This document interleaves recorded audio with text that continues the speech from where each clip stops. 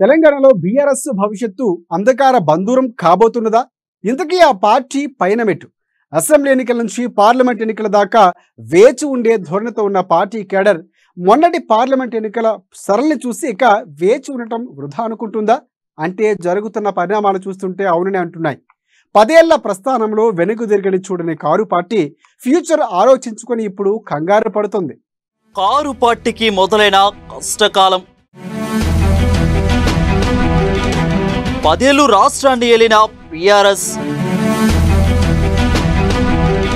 Assembly ఎన్నికల్లో ఓటమితో ప్రశ్నార్థకంగా car భవిష్యత్. లోక్సభలో ఒక్క సీటు కూడా కష్టమేనని సర్వేలు. కేసీఆర్ కు గతం గుర్తు చేసే యోచనలో సీఎం రేవంత్. కాంగ్రెస్ బీజేపీ వైపు చూస్తున్న బీఆర్ఎస్ లీడర్లు. తెలంగాణ ప్రత్యేక రాష్ట్ర సాధన ధ్యేయంగా ఆవిర్భవించింది టీఆర్ఎస్. 14 ఏళ్లు పోరాటం అనంతరం ప్రత్యేక రాష్ట్రాన్ని కేసీఆర్ సాధించగలిగారు. ఆ తర్వాత 10 ఏళ్ల పాటు ఆయన పార్టీకి ప్రజలు పట్టం కట్టారు. దాదాపు 25 ఏళ్ల పాటు టీఆర్ఎస్ ప్రస్థానం వెనక్కి తిరిగి చూసుకోవాల్సిన అవసరమేదే లేదన్నట్లుగా సాఫీగా సాగిపోయింది. ఉద్యమ కాలంలో దూకుడు, ఆ తర్వాత అధికారం దక్కపోవడంతో అన్నీ అనుకున్నట్లు జరిగిపోయాయి. అయితే తాజా అసెంబ్లీ ఎన్నికల్లో ఓటమి తర్వాత ఆ పార్టీ ఉనికి ప్రశ్నార్థకరంగా మారిన పరిస్థితి ఏర్పడింది.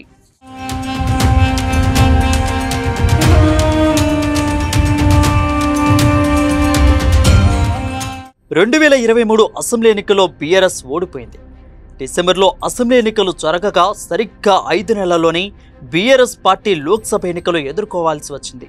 ఈ ఎన్నికలో బీఆర్ఎస్ తరపు పోటీ చేసేందుకు అభ్యర్థులు కూడా ముందుకు రాని పరిస్థితిని ఆ పార్టీ చూసింది. ఎలాగోలా ఎన్నికలు ఎదుర్కొన్నా ఇప్పుడు ఆ పార్టీని ఓటమి భయమే ఎక్కువగా వెంటాడుతుంది. బీఆర్ఎస్ పార్టీకి ఒక్క సీట్ రావచ్చు, లేదంటే అది రాకపోవచ్చని సర్వే సంస్థలు చెప్తున్నాయి. ఒకవేళ బీఆర్ఎస్ కు ఒక్క సీటు కూడా రాకపోతే ఆ పార్టీ భవిష్యత్తు ఏంటనేది ఆ పార్టీ నేతలను వేధిస్తుంది.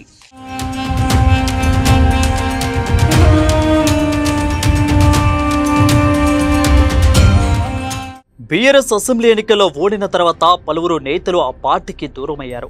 ఎన్నికైన ఎమ్మెల్యేలు కూడా కాంగ్రెస్ పార్టీతో టచ్లో ఉన్నట్లుగా సమాచారం. లోక్సభ ఎన్నికలు ముగిసేదాకా పార్టీ ఫిరాయింపుల జోలికి వెళ్లకూడదని కాంగ్రెస్ భావించడంతో దానికి తాత్కాలికంగా బ్రేక్ పడినట్లు సమాచారం. ఇప్పుడు ఎన్నికలు ముగియడంతో కాంగ్రెస్ ఎమ్మెల్యేలను చేర్చుకోవడం లాంఛనమే అనే అభిప్రాయం వ్యక్తమవుతుంది. నాడు కాంగ్రెస్ ఎమ్మెల్యేలను చేర్చుకుని ప్రతిపక్ష స్థానం కూడా లేకుండా చేశారు కేసీఆర్. ఇప్పుడు రేవంత్ రెడ్డి కూడా అదే చేయబోతున్నట్లు సమాచారం.